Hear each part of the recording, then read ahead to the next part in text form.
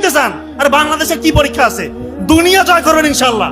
ফজরের আগে উঠে চোখের পানি ফেলে আল্লাহর কাছে যা চাবেন তাই কবুল হবে। আমার বড় ভাই ডক্টর নাবিল অসাধারণ বলেন এই ব্যাপারে। ব্রেইনে আলফা ওয়েভ তৈরি হয় ওই নিরিবিলি পরিবেশে। ফজরের সময় ব্রেইনটা ঠান্ডা থাকে, শান্ত থাকে।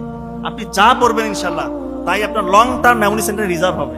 আমাদের অনেক স্টুডেন্টরা এই সুযোগটা হাতছাড়া করে। আমি যদি আপনাদেরকে বলি যে ভাই ফজরের সময় তুমি আমার 1 ঘন্টা কাজ করে দিবা, আমি 10,000 টাকা দিব। একই কাজ তুমি দিনের অন্য সময় করবা, 200 টাকা দিব। পাগল ছাড়া কোন বিবেকবান বুদ্ধিমান কোন ছেলে বা মেয়ে সে কি এই সুযোগটা হাতছাড়া করবে? এর থেকেও বেশি রেওয়ার্ড আপনি পাবেন যদি ফজরের আগে আপনি পড়তে পারেন।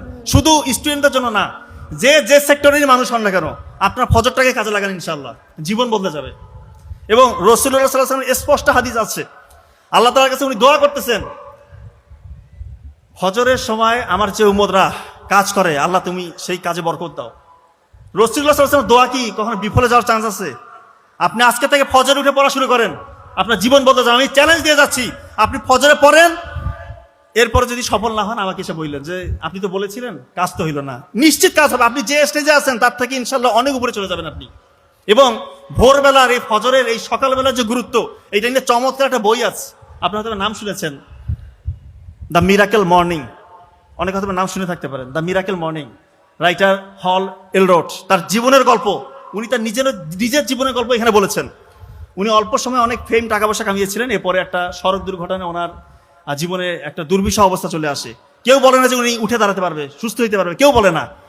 সব জায়গায় দাঁড়িয়ে দাঁড়িয়ে ঘুরছে, কি করলে পরে আমি আগের মতো আমার যে আল্লাহ তাআলা যে বরকতগুলো দিয়েছিল সেটা আমি আবার ফিরে পাবো। এক জায়গায় গেলেন, খুব শুভাকাঙ্ক্ষী, উনি বলতেছেন তুমি ফজরে উঠো, উঠে এই কাজগুলো করো, মানে সকালবেলা উঠতে বলেছেন। তা উনি বলেছেন ওনার নিজের জীবনের গল্প থেকে নেওয়া 6টা কাজ করতে বলেছেন সকালে উঠে। এই 6টা কাজ যদি কেউ করে সে নিশ্চিত সফল। এবং উনি পরে দেখিয়েছেন ওই স্টেজ থেকে ওনার যে হারানো গৌরব উনি ওটা খুঁজে পেয়েছিলেন।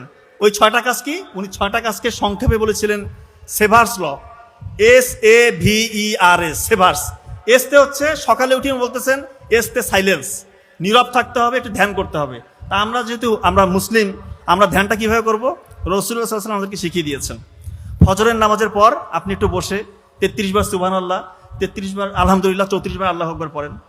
আপনার জীবনের যত গুনাহ এটা যদি সমুদ্রের ফেনার মতো হয়, এটা ধুয়ে মুছে যাবে।